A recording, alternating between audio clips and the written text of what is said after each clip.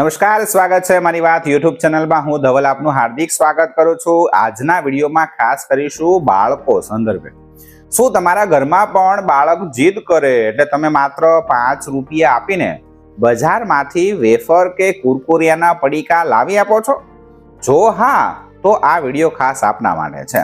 કારણ કે consumer education and research centre એટલે કે CERC ના એક ચોંકાવનારા રિપોર્ટ મુજબ આ 5 રૂપિયાના પડીકા તમારા બાળકને ગંભીર બીમારીઓ તરફ ધકેલી રહ્યા છે.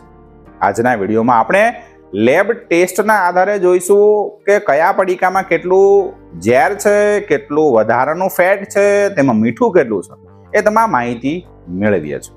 એ પહેલા તમે મારી વાત સાંભળો છો તો મારી વાત યુટ્યુબ ચેનલને સબસ્ક્રાઇબ પણ કરી દેશો. આપણે ન્યૂઝપેપરમાં આવેલા સમાચારોને અનુલક્ષીને અને પેપર કટિંગને અનુલક્ષીને આપણે આ માહિતી એકત્રીકરણ કરી છે અને એ જોતા આપણને એવું થયું કે આ વાત આપના સુધી પણ પહોંચાડવી જોઈએ. સૌથી પહેલા વાત કરીએ બાળકોના ફેવરેટ બબલુ પોપકોર્નની. આ 15 ગ્રામના પડીકામાં નિયમ મુજબ ફેટ 1.5 ગ્રામ હોવું જોઈતું હતું, પણ લેબ ટેસ્ટમાં નીકળ્યું 3.84 ગ્રામ, એટલે કે લગભગ 3.5 ગણું વધારે.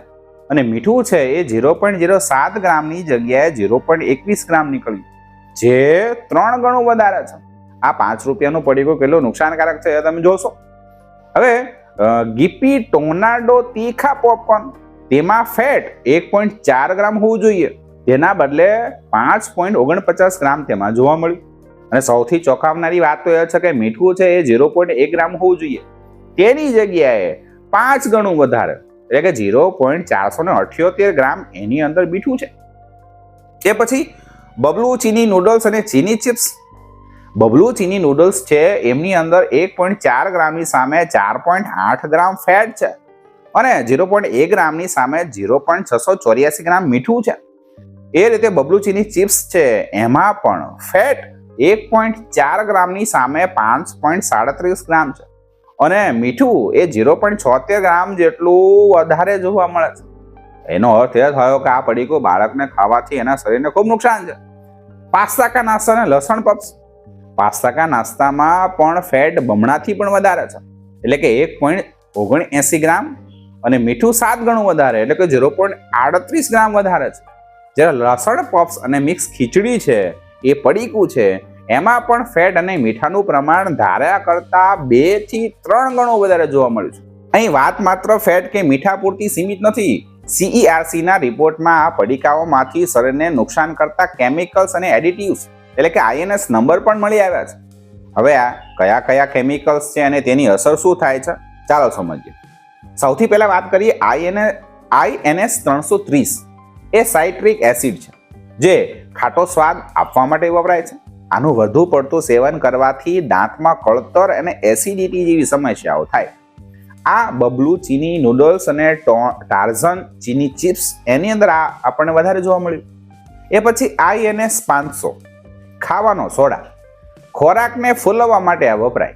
આનું વધુ પડતું સેવન બાળકોમાં હાઈ બ્લડ પ્રેશર અને પેટમાં ગેસની સમસ્યા છે એ પેદા કરી શકે છે. એ પછી INS 300 એ વિટામિન C છે. આ ખાસ બગાડ અટકાવવા માટે વપરાય, પરંતુ જો લિમિટ બહાર લેવાય તો પેટમાં ગડબડ અને કિડનીમાં સ્ટોન એટલે કે પથરી થવાનું જોખમ છે એ બાળકોમાં વધી જાય છે. હવે આપ સમજી રહ્યા છો કે આ CERC consumer education and research સેન્ટરના આ ઓફિશિયલ રિપોર્ટ પરથી એ સ્પષ્ટ થાય છે કે જે પડીકા આપણે બાળકોને પ્રેમથી ખવડાવીએ છીએ તે વાસ્તવમાં તેમના લીવર, તેમની કિડની અને તેના હૃદય માટે કેટલા નુકસાનકારક છે.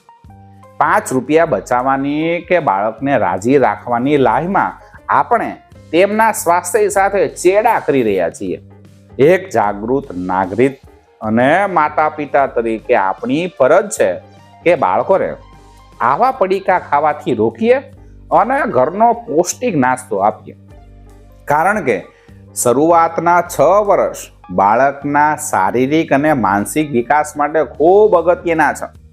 તેને સારો ખોરાક આપવામાં આવે તો બાળક છે એ સશક્ત અને સુપોષિત બની શકે છે. પણ આ પડીકાના સેવન કરવાથી એને ક્યાંક ને ક્યાંક નુકસાન થાય છે અને થઈ શકે છે અને ગંભીર બીમારી છે એ પણ એને થઈ શકે છે.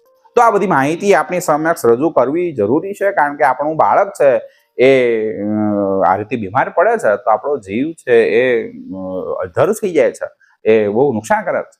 સ્વસ્થ રહો, મસ્ત રહો, અને આ પ્રકારની માહિતી છે આપના સગા સંબંધીઓ છે એના સુધી પણ જરૂર પહોંચાડશો. બાળકને સાચવશો, આપ પણ ખુશ રહેશો.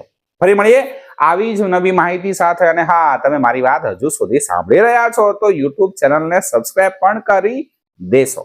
ફરી મળીએ નવી માહિતી સાથે.